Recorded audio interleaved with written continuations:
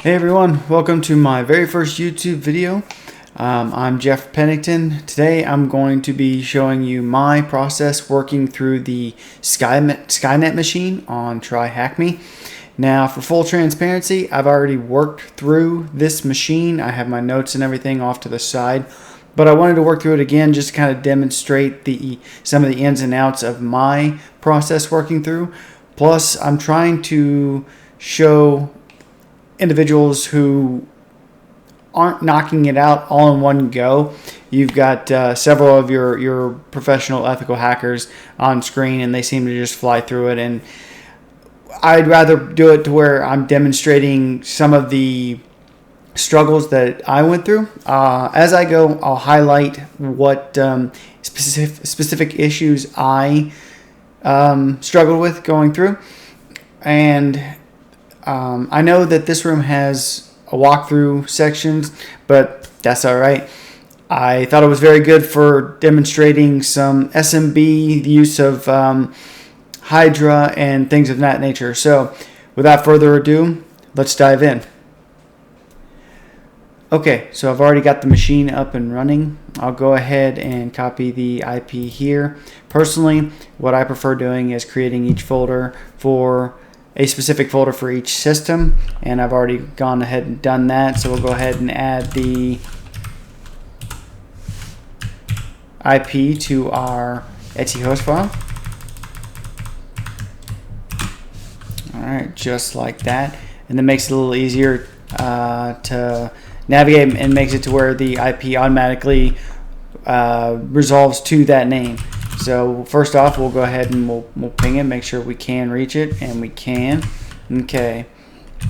So what I like to do is I like to first test which ports between all 65,535 are active.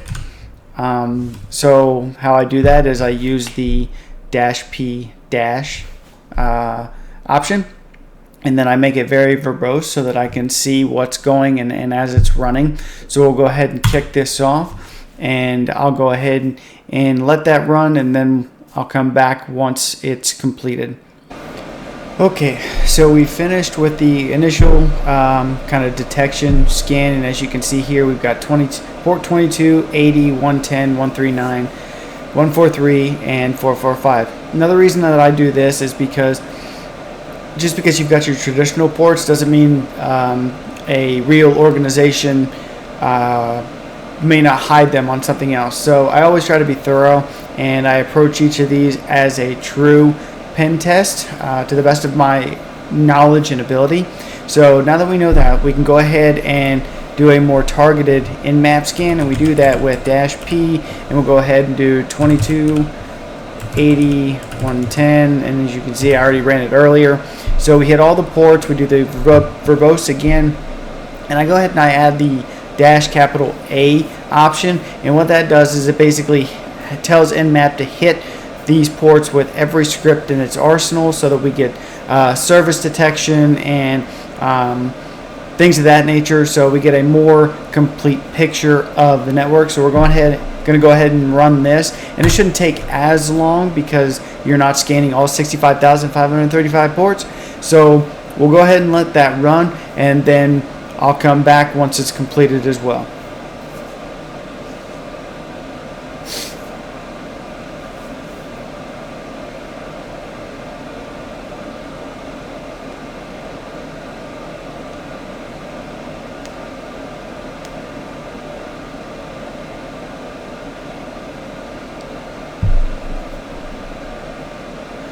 Alright, so we have now officially finished our scan. So that's the first step in your enumeration. We'll go ahead and glance over to TryHackMe real quick, because it starts giving you pointers. Again, this is more of a walkthrough challenge room, so it gives you some pointers as to what to look for. So what is Miles' emails for his passwords, what's the hidden directory, things of that nature. So it kind of helps you target specific areas. Now, we can't do a whole lot of information or do a whole lot to answer these questions just yet, but we'll get there. So now that we have this information, let's go ahead and go through the output. So we see here we've got SSH open. That's usually nothing special. As far as I've been able to determine, it's really only pertinent when you have some sort of credentials, whether that's username and password or that is user account's private key. So we'll keep that in mind. We'll test that here in a minute, but for now we'll move on. So we have a web server here that's running Apache. So that's good to keep in mind. So we've got some SMB as well with port 139 and 445. So great, a lot of good areas to start with. We had that message signing is not required, so a little weaker security. All right. And again, here it's the message signing is also disabled entirely on this one. So some good starting information.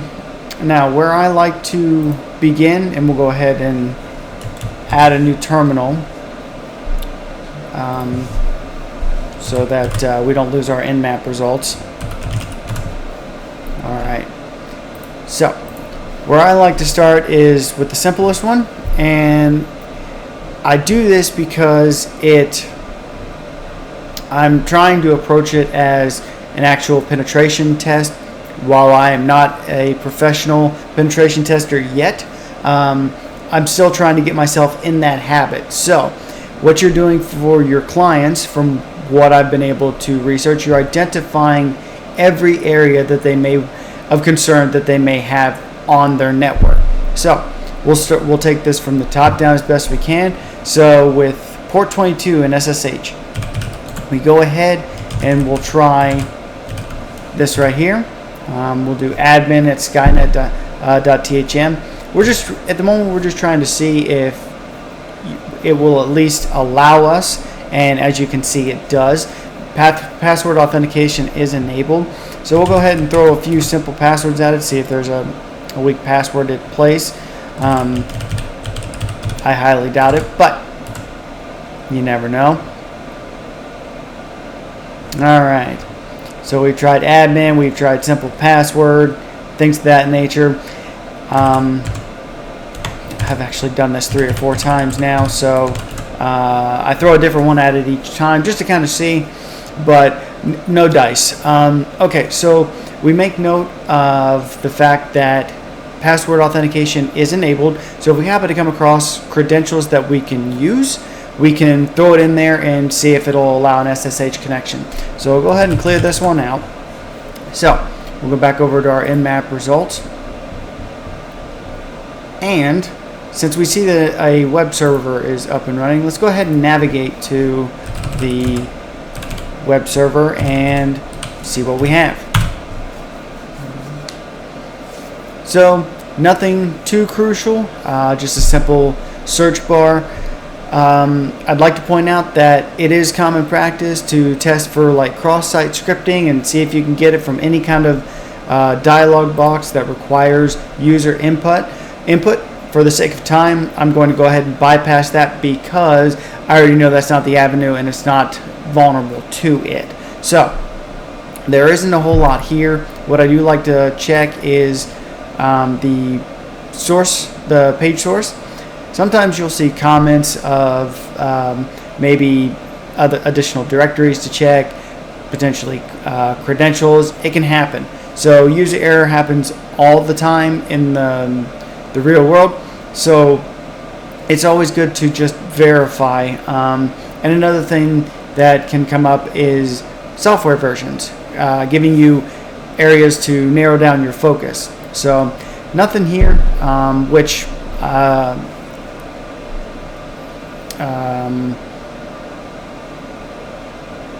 already knew was the case, so we'll go ahead and move on.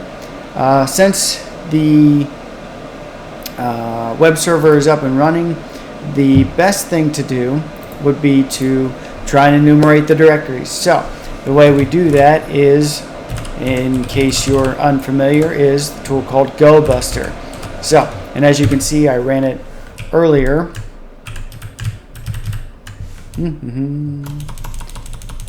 So, try and keep that to yourself, because you weren't supposed to see that until later. But this is the command I start with. So it's going to throw all the directories from this user list at this domain, and it's going to identify anything that comes through. So we'll go ahead and run that. All right, this takes a little bit of time, so you just go ahead and you let that run. Most of your streamers or individuals will do multitask, but I'm trying not to do more than one thing at a time so that you can see each step as I go and don't become lost, just in case anybody's struggling out there. So we'll go ahead and let this run, and I'll come back once it's finished. All right, so now that we finished with our GoBuster command, so we see the directories that got flagged based on the word list. Some of them are pretty average, what you'd expect for a web server. Now, just to save a little bit of time, the one that we're looking for and that should stand out to you is this one right here, Squirrel Mail. So what we're going to do is we're going to take that and we're going to go over here, and we're going to go ahead and see what happens when we try to navigate there. Perfect. So we have a login screen, and while we can try a default admin or other simplistic brute force techniques, got an unknown error, so we're not going to be able to log in that way. So we're going to have to attempt to find credentials. You can try and brute force this if you want. I personally don't recommend it, just because I did that and it took several hours to even complete, and it was a rabbit hole, so I would not recommend that. So for now, we'll go ahead and we'll pause on the web server. We'll go back to our Nmap results, and the next port that we come across, we're not going to do anything with 110, but 139 SMB. For those of you that don't know, SMB is a network drive, individual or used in a lot of networked environments for storing data. So what that means for us as penetration testers is it might have something stored on it that we can access, because anonymous logins are sometimes enabled because administrators forget to remove them. So we'll go ahead and we will do a tool called SNBmap, and we give it a host with the -H flag, and go ahead, and it's a neat tool. It takes the enumerating and automates a lot of it, and you can see right there it was fairly quick. So we have mostly your defaults right there, your print, your IPC, but one that we see we can do is there is an anonymous share, and we have read access to it, so that's great. One thing worth keeping in mind, and maybe you want to add to your notes, is the fact that Miles Dyson has their own folder on the SMB drive. So we'll go ahead and we'll take what we know here, and we will attempt to log in anonymously. And what the syntax for this is SMB client, you do the -- and then you do the domain, and then you depict you identify which folder you're trying to connect to. And the -n makes it a null session or an anonymous login session. So we'll go ahead and run that. And look at that, we have access to. So we'll go ahead and list these out, see what we get. All right, we have an attention.text. We'll go ahead and get that for our records. And as you can see here, annotated by the D, this is a directory. So we'll go ahead and we'll change over to logs and see what's there. Some more potentially valuable information. So we'll go ahead and get those too. All right. Log 1, log 2, and we'll get log 3.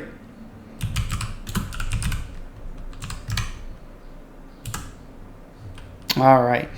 So there isn't a whole lot else we can do with SMB for now. If we get Miles Dyson's credentials, maybe we can log in. Spoiler alert, that's the route we're going to take. And we'll go ahead and exit out of here. All right. So just for a little more simplicity, I'm going to go ahead and clear this out. And as you can see, we have the files that we downloaded. So we'll go ahead and take a look at what those were, or what's contained in those. All right. So a recent system malfunction has caused various passwords to be changed. All Skynet employees are required to change their password after seeing this. Miles Dyson. Seems like Miles Dyson user might be of particular interest. But what this tells us is that the Miles Dyson user may potentially be an administrator, and the fact that there may be some default passwords or something that was a standard password that was sent to a user or something to that effect that we may be able to see. We may be able to exploit a potential password change as well. So this is something to kind of keep in mind. We'll go ahead and look at the other logs to see what's contained within. And I don't know about you, but to me, those look like potential passwords. I'm a little bit of a Terminator nerd, so the fact that I see all this Terminator stuff is quite entertaining. But we'll make note of this, that there are potential passwords contained within log 1, and we'll see what the other logs contain.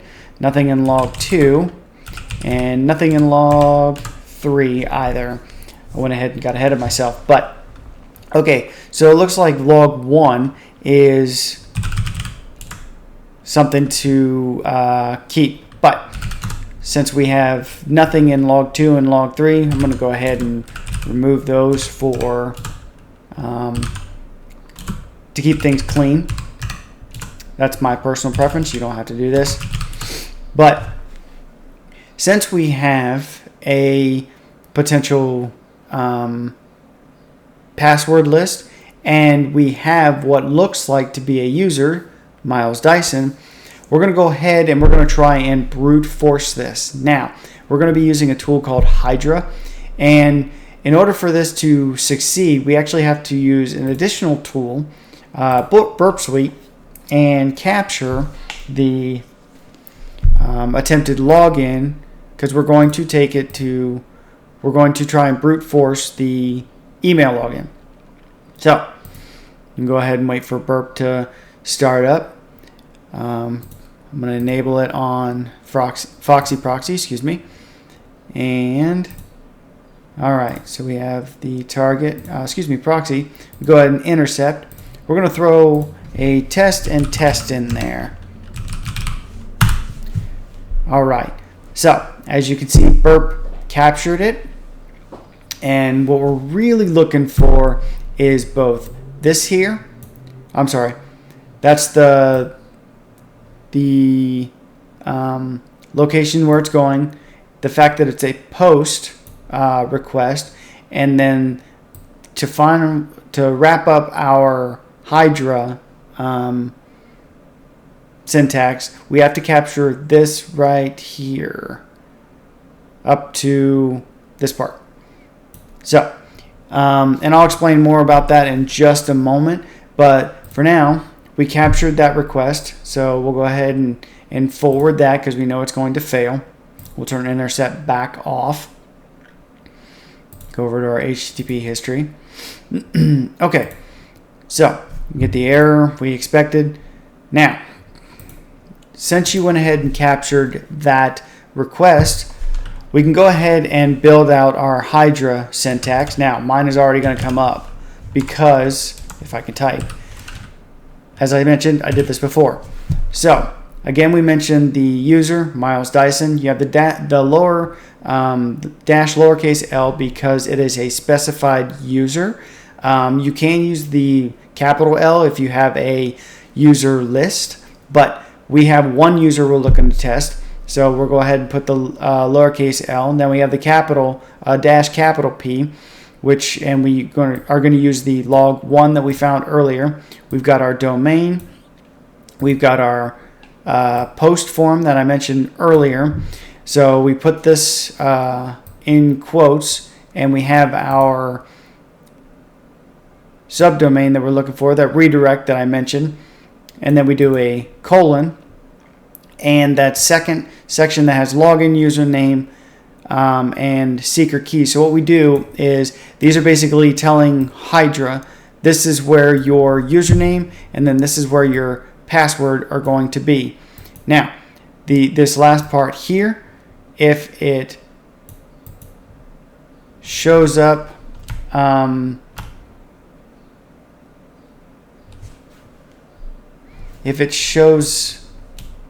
with an incorrect, it's just going to present this result. So now that we've got our Hydra syntax, we're going to go ahead and run it and see what we can find.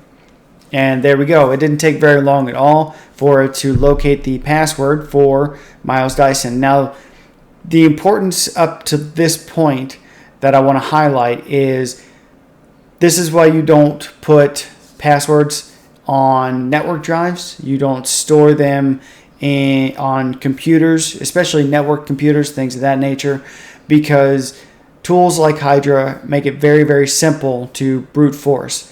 It also has the ability to beat password policies that limit the amount of attempts. So it's a very unsafe practice. Now, for us cybersecurity professionals, I don't foresee this being an issue. But if you worked in any environment, especially environments like hospitals or other major production areas, they're not as focused on security. They're more focused on their jobs. You're dealing with, in the case of hospitals, nurses and doctors, massive production environments, or even HVAC facilities, like your SCADA systems.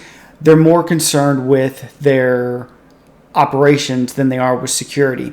So these are environments that you might run into this. So bad security practice to save a password anywhere on a computer. And with that, we were able to find the password for Miles Dyson. So let's go ahead and, if you haven't already, save that to your notes. I'm going to go ahead and copy this. And then we got Miles Dyson. And boom, we have access to Miles Dyson's email account. Now, go back to that attention document we looked at earlier about the password reset. That should make you navigate right to this and it stick out. So we'll go ahead and look at that. And as you can see, there is a password for Miles Dyson's SMB login. So we can go ahead and utilize that. Now, ordinarily, you would not immediately jump into the another area to enumerate. You would finish what you see and what you could see here. But for the sake of time, I'm going to go ahead and move back over to the SMB because I know that's the route we're supposed to take. So I'm going to go ahead and copy this and clear this out. So we'll do the SMB client again. We will do -u. And as you can see, we use Miles Dyson as the user, and then we do Miles Dyson as the folder we're trying to access. All right. Since we have his password, we go ahead and copy that in, and there we go. We have access to Miles Dyson's SMB account. So we'll go ahead and see what we have access to, because in the end, we still don't have access to the main machine that we're looking for. So we'll see what we can see. We've got a few, I believe, just random files here. But what I immediately noticed, because it didn't follow the traditional format, is in terms of capitalizing the word, right? It just kind of stuck out. So for me, that told me that potentially a user created, and this is a directory. So I'm going to go ahead and change directories into the notes section and see what is available. All right. So some additional files that might be worth looking at, and as I just hovered over, we have one, again, all lowercase, that's here. So we'll go ahead and get that important.txt. All right. Now, again, for the sake of time, I took the time to look through these, and there's nothing additional here. So I'm going to go ahead and close this out. All right. To clear this to make it clean. And as you can see, we have important.txt. Let's go ahead and take a look at that and see what's in there.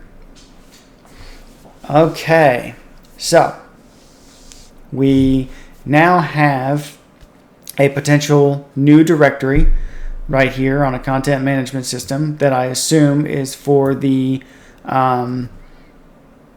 server that we've been dealing with already. So definitely worth noting here. I'll go ahead and I'll copy that, and this seems like a very good point to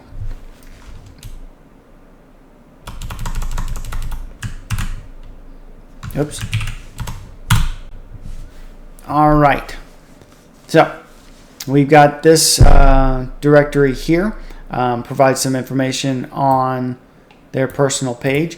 But before I get to go any further, since we went ahead and we have answered the password for the Miles Dyson account, we'll go ahead and enter this.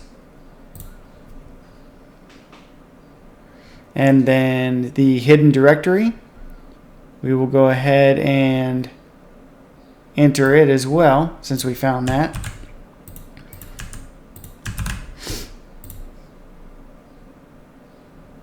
Okay, so depending on where you are in your studying journey, you may already know what they're looking for here, or maybe you don't. It's the vulnerability that they're looking at is remote file inclusion. So that gives us a little bit of an idea of a direction to go. Don't quite know where to go with this just yet, but it is something noteworthy. So we'll navigate back over here. Now, because we have a new directory that we didn't discover before, the best route forward is to go ahead and run another GoBuster on the directory we found. So, and this is, we are looking for 4, 5, there we go. So, we go ahead and punch in, remember that one you saw earlier if you were quick enough? We add the directory in there, and we're going to run this again and see what comes up. Now, this is going to take some time yet again, but I will come back once it is completed and we'll continue moving forward. Okay, so now that we've finished with the second enumeration, directory enumeration, we only found one, which is the administrator, but that's what we were looking for. So, moving forward, I have jumped ahead a few of the steps just to save time, but I went ahead and navigated to, as you can see here, the URL, which is the administrator, and we see what I assume is called Kappa CMS. So we don't have credentials. You can try these if you want. You can try to brute force them if you want. I don't recommend that because, again, I tried that and nothing. So we actually go ahead and search for a vulnerability associated with this, and we find one. Remember I mentioned earlier about the remote file inclusion answer. Well, this is where that comes in. So we go ahead and we scroll down here to take a look at what it's doing, because it's always good to see how an exploit is actually being run.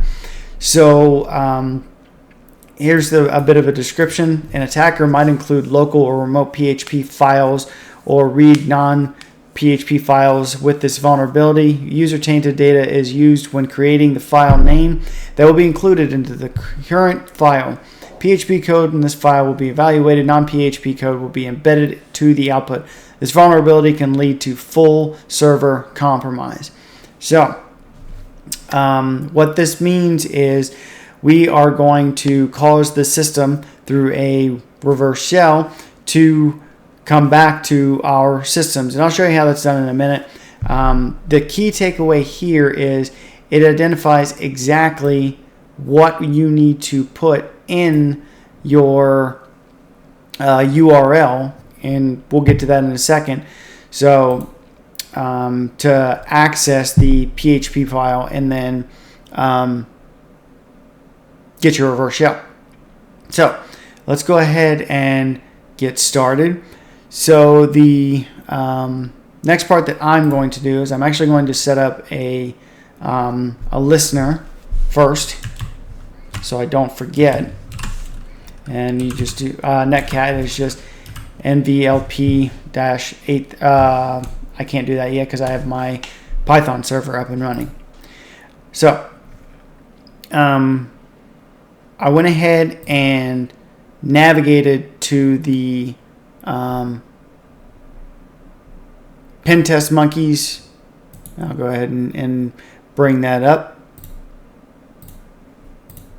So all I've done is I navigated to pen test monkeys PHP reverse shell and downloaded it, and now I am in that file. I've gone ahead and renamed it to just reverseshell.php for simplicity's sake. I went ahead and changed this IP because that is the IP that the script will navigate back to, so you need to make it yours. And then you put the port that you're going to have the listener running on.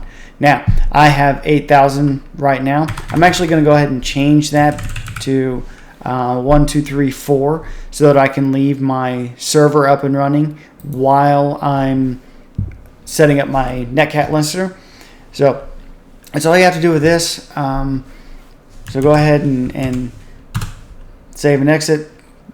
And then we'll go ahead, as you can see, I tried to run the server earlier. And now what we do now is we go ahead and we tell the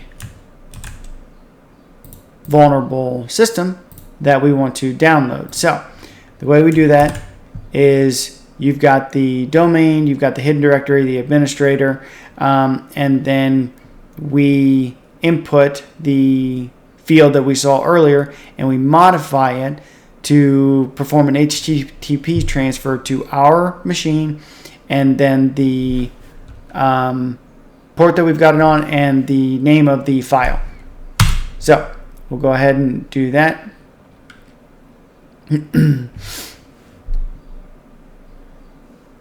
All right. And then now that we've got our, whoops.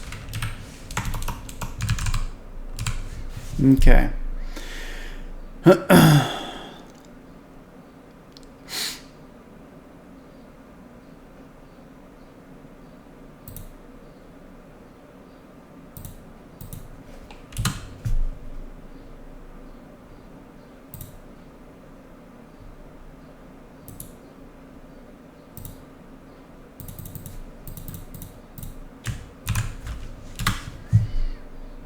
Okay, so I actually did those out of order.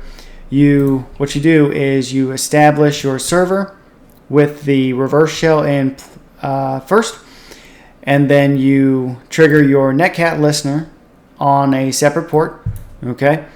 And then you go ahead and you enter the URL.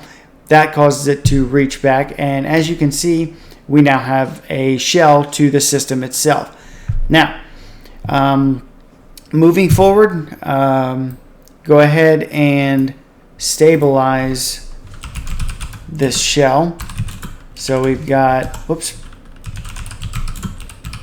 PTY, and yes, I am reviewing my notes because, as I mentioned, I'm still learning. So this stuff is not like second nature to me just yet, but I'm getting there. So bin bash, and then we do, all right, so that goes ahead and, or that went ahead and stabilized the shell. Now we can go ahead and see what is available here. We have all our commands, so we'll go ahead and change directory to home. And look at that, Miles Dyson. Whoops.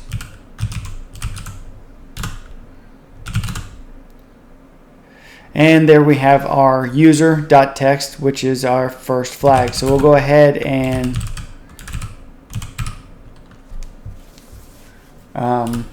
read that.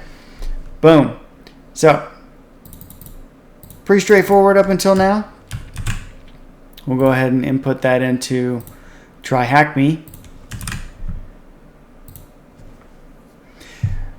And there we go. Now the moment of truth, trying to root the machine. This is where I really struggled. So I was able to get to this point here with enough stubbornness, really, but it was determination and research. But this next part was quite difficult for me, just because it involves editing cron jobs and then creating directories and adding it. So it's something that I'm still learning, but I'm going to walk through based on a write-up that I followed previously to get the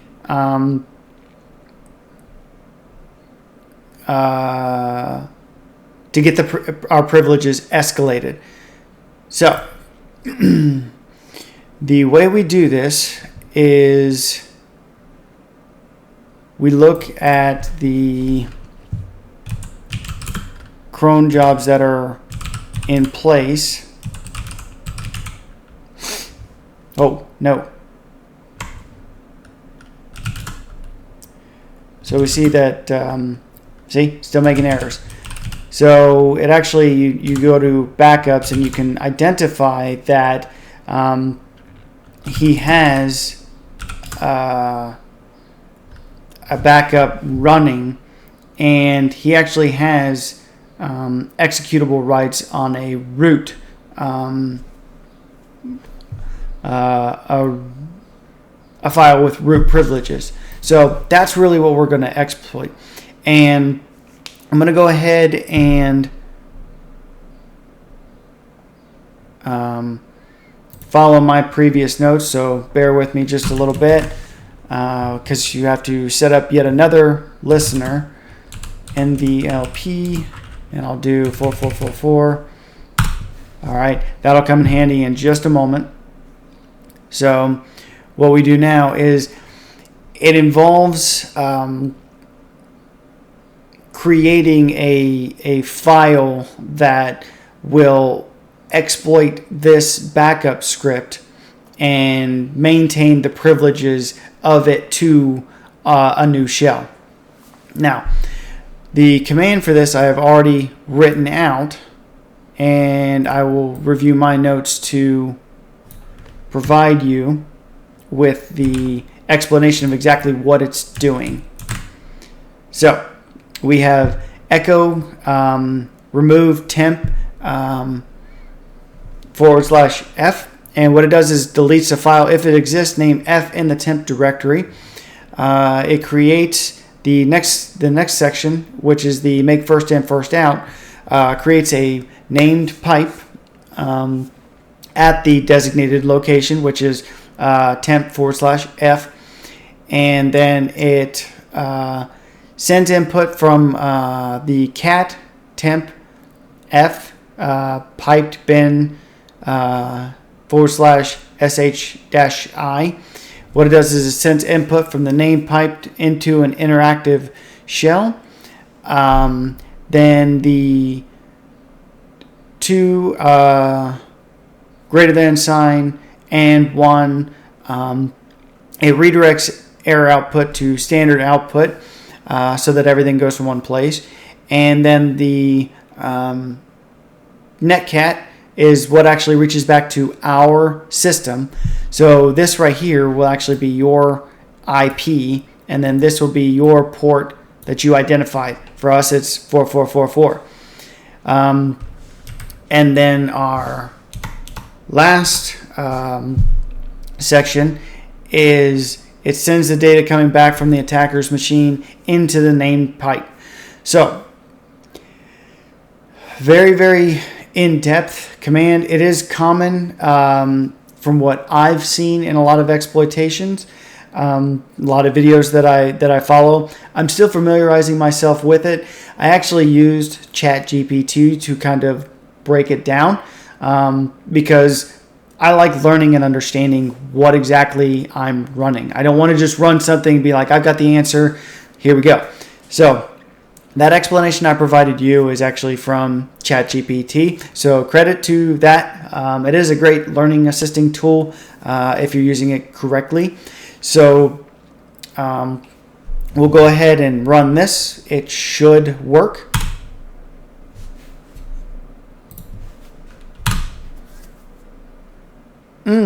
Permission denied. Okay, so I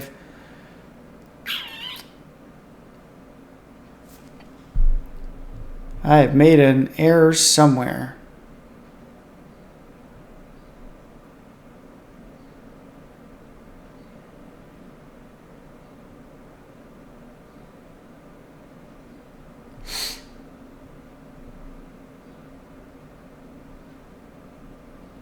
Oh, yes, I see. Okay. Because I don't actually have rights to execute this from this folder. We're going to go ahead and change over to one that we do.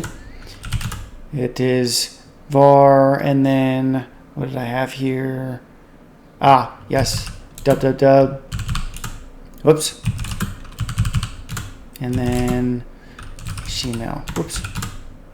So now we should be able to execute this because we have the appropriate permissions. So let's go ahead and try that again. Copy. I'll go ahead and there we go. So it executed properly this time. Now what we do next is we can verify that it is in fact there. Actually, excuse me.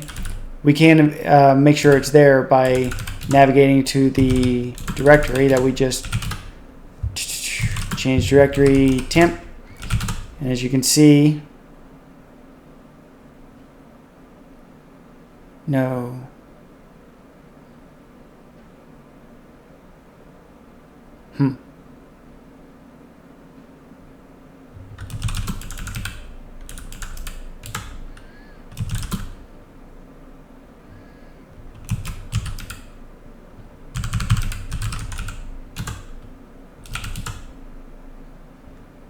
Yep, I'm not entirely sure what I was thinking. See, like I said, still learning.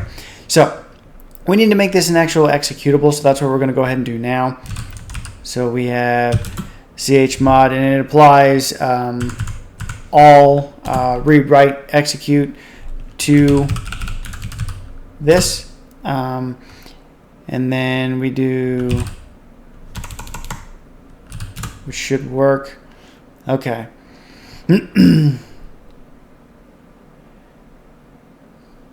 Then we go ahead and echo. Now this one I'm still a little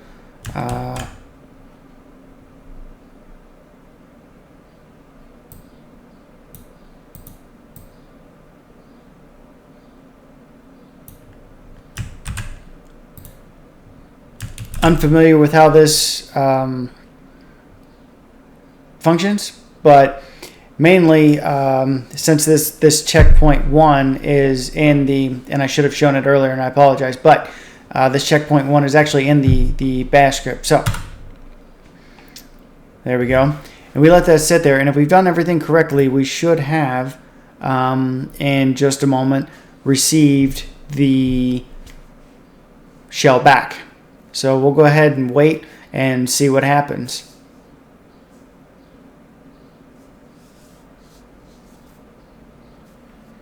Okay, just to finish up, I went ahead and I had to find the write-up that I looked at earlier, and it must have been different than the one I was looking for before, but basically what this does is it exploits a vulnerable file, and what it does is, or what we did was we ran this command here, and then this command here. And I'm condensing that because I spent 20 minutes trying to find out exactly how to make this work again. Again, this is one of those sections that I'm still learning. So I'm going to give you another breakdown of exactly what this did in case you're unfamiliar. So the first command, it prints formatted text and places it into the shell.h file, and then it specifies that this will execute right with the SUID bit on. The second command, it creates the file named as such here, and then the third command, go ahead and creates or appends to a file named checkpoint 1. Now, the reason that this checkpoint 1 is critical is because that is what the backup script was looking for in this location.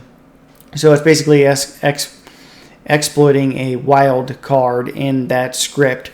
That's a little bit of a generalization. Like I said, I'm not an expert on this just yet, but in the end, you execute these two commands, and then once it goes ahead and follows through, you go ahead and run bin bash -p, and then you'll see here we have become root. So we have thereby escalated our privileges. So all we have to do now is change directory,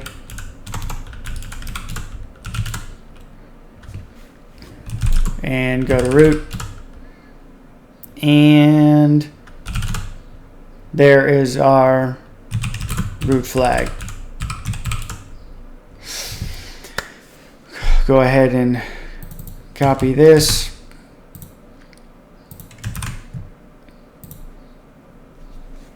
And there we go. So, all in all, a pretty straightforward machine, minus the privilege escalation portion.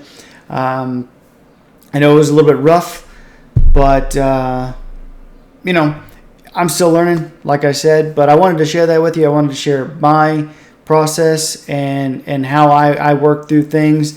If I hadn't found that write-up, I probably would have done a little bit more digging, but for the sake of time, I went ahead and found the one I looked at before and used ChatGPT to kind of give me the breakdown of exactly what I was doing.